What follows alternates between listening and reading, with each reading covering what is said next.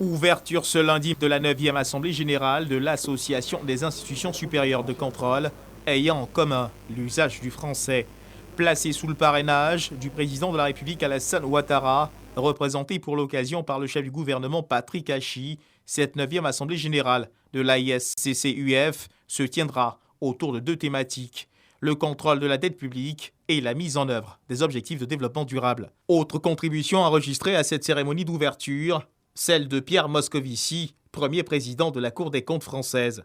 Ce cadre d'échange qui se tient du 31 janvier au 1er février 2022 sur les bords de la lagune Lébrié offre aux participants une bonne occasion de renforcer leur capacité sur les thèmes arrêtés. La pratique pour les institutions supérieures de contrôle de se mettre ensemble, d'échanger leurs pratiques, ça leur permet d'être rassurés dans leurs pratiques, qu'elles sont bonnes, qu'elles sont utilisées par les autres, et ça permet de s'enrichir des bonnes pratiques des autres. On est 77 participants, chacun a une gestion différente de gérer la dette de son pays. C'est très bénéfique de pouvoir participer à cette assemblée afin de pouvoir échanger avec nos autres pays, surtout des pays africains. C'est ça qui me fait plaisir. C'est un espace pour les francophones, pour les Africains et pour le continent africain.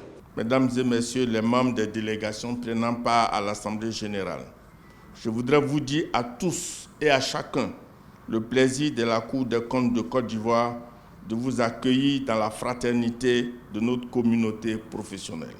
Le Premier ministre Patrick Hachi s'est réjoui de la tenue d'un tel événement en Côte d'Ivoire, saluant surtout la portée des échanges et réflexions qui seront émis dans le but de faire avancer les objectifs fixés par l'association. L'organisation de cette rencontre pourra, par la qualité des échanges, formuler les propositions institutionnelles innovantes pouvant contribuer au renforcement des pratiques de la démocratie, des droits et des libertés dans l'ensemble de notre espace francophone, concourant ainsi à la place particulière qui est la sienne dans le concert mondial des nations. La Côte d'Ivoire, sous la haute égide du président de la République, son Excellence M. Alassane Ouattara, accorde un intérêt absolument stratégique au renforcement de la bonne gouvernance, levier essentiel de l'accélération de notre développement et de la transformation de notre économie au cours de la prochaine décennie. En effet, sans administration efficace, transparence, utilisant rationnellement et pertinemment la richesse nationale produite, cette vision ne pourra se réaliser à la pleine mesure de nos ambitions et celles du peuple ivoirien.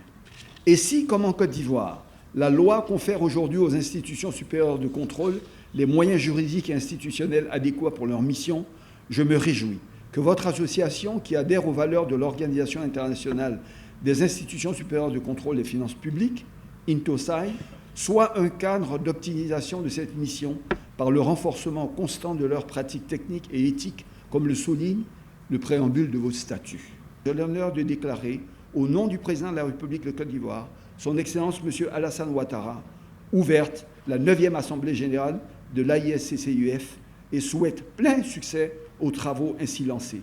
Devant la crainte manifestée par les bailleurs de fonds de voir certains pays en voie de développement crouler sous le poids d'une dette excessive, voire insurmontable, il revient aux institutions supérieures de contrôle de veiller aux questions relatives à l'endettement. Au menu de cette première journée, une séance de travail sur le thème retenu par l'Assemblée générale. La deuxième journée fera focus sur la gestion de l'association, le bilan des activités des 3 dernières années, les perspectives pour les 3 années à venir, la situation financière de l'association, enfin, le renouvellement de son bureau.